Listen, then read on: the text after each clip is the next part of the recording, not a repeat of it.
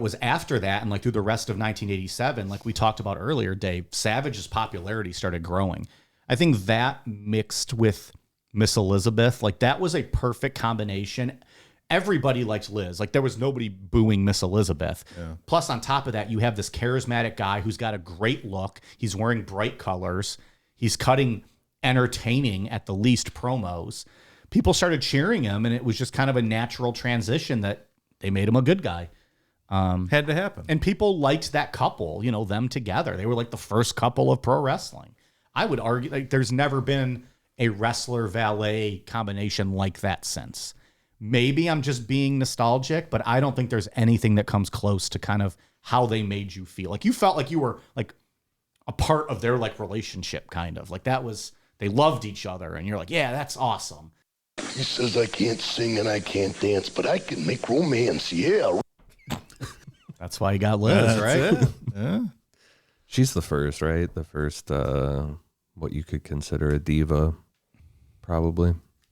I guess so, in the sense of, but she wasn't, I hate even saying diva, because like she wasn't running around in her bra and panties and having those matches that they'd had. She was in the classy. 90s. She was a classy broad. She would come out in like these gowns, these like gorgeous looking gowns, and have like those gloves up past her elbows. That's right. But yeah, in the sense of she wasn't like we're going to talk about later, Sherry Martel, who was like a wrestler who then kind of became a valet to an extent. She wasn't like the fabulous Moolahs who were wrestling, or the Wendy Richters, or, you know, the Mae Youngs, the people like that.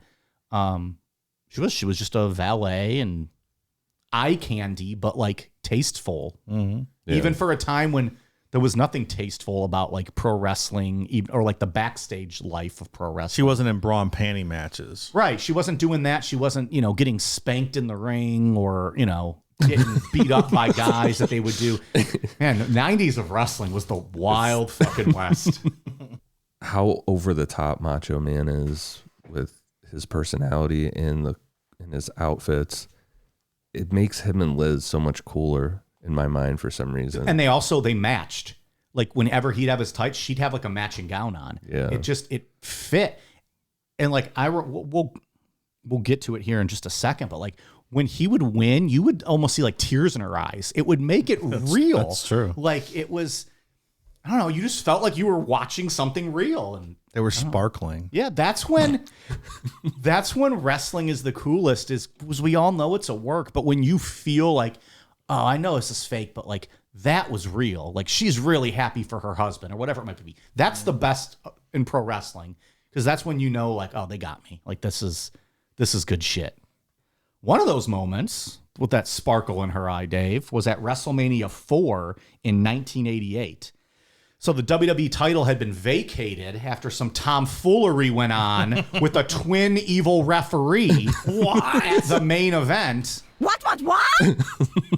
So let me paint the picture for you. It was Hulk Hogan defending the title, the championship he had for 4 years. Suck on that, Roman Reigns. Probably going to regret that statement when he's the champ for the next 8 years. Hogan was fighting Andre the Giant. This was on the main event. This was live on NBC. And in Andre's corner was the $1 Million Man, because Andre promised, I'm going to beat Hogan and I'm going to give you the WWF championship. Just hand it over. Hand it over. So they have the match, and they didn't realize till the end there was an evil referee who screwed Hogan. Andre won the belt and tried to give it over to the $1 Million Man. Then the evil referee's twin brother came out, because they were the Hebners. They both worked for the company backstage, and exposed his brother as being bought out by the $1 Million Man to fuck over Hogan.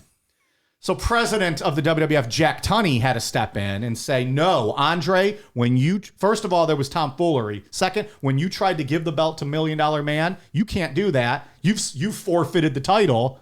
I'm going to have a 14-man tournament at WrestleMania 4, and the winner will be the new WWF champion. Andre and Hogan were given first-round buys and would face each other in the first round. A rematch from WrestleMania 3, where they sold out the Silver Dome, and Hogan slammed him. I remember that. Well, they both got double count out. They suck. Disqualified. They're both out in their second round match. We're going to have a new champion tonight. That's good storytelling. Yeah. Cue Macho Man Randy Savage. He goes on. He has 4 matches that night and ends up becoming the new WWE champion. But the cream will rise to the top. Oh, yeah. He certainly did. And this was awesome. This is my favorite WrestleMania of all